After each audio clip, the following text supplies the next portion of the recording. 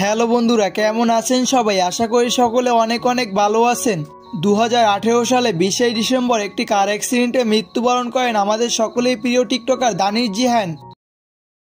আর আজকের এই ভিডিওতে আমি আপনাদের জানিয়ে দেওয়ার চেষ্টা করব তার মৃত্যুর আগে তার সাথে কি ঘটেছিল সেই সম্পর্কে একটু বিস্তারিত।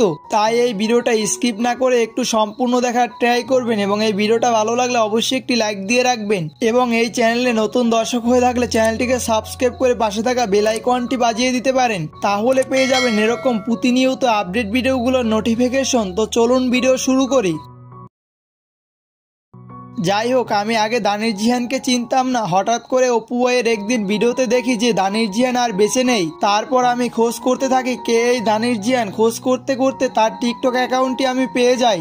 আর দানিশ জিহান যখন মারা যান তখন তার টিকটক অ্যাকাউন্টে ফলোয়ার ছিল 4 লক্ষ প্লাস। আর এরপর থেকে আমি দানিশ জিহানের ভিডিওগুলো কন্টিনিউ দেখতে থাকি। আর কোন দিন যে দানিশ জিহানের অনেক বড় ফ্যান হয়ে গেছি তা নিজেই জানি না।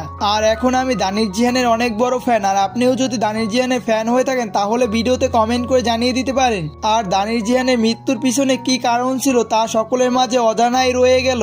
হয়তোবা যদি দানিশ জিহান 20 ডিসেম্বরের কার অ্যাক্সিডেন্টে মৃত্যুবরণ না করতেন তাহলে হয়তোবা তিনি তার এই কার অ্যাক্সিডেন্টের পিছনের ঘটনাটাকে তিনি উন্মোচন করতে পারতেন। তবে অনেকেই মনে করেন দানিশ জিহানের মৃত্যুর পিছনে কারণ ছিল তিনি যেদিন রাতে মৃত্যুবরণ করেন কার অ্যাক্সিডেন্টে তার আগে তিনি নাকি বারে গিয়েছিলেন বন্ধু বান্ধবের সাথে ফুর্তি করতে।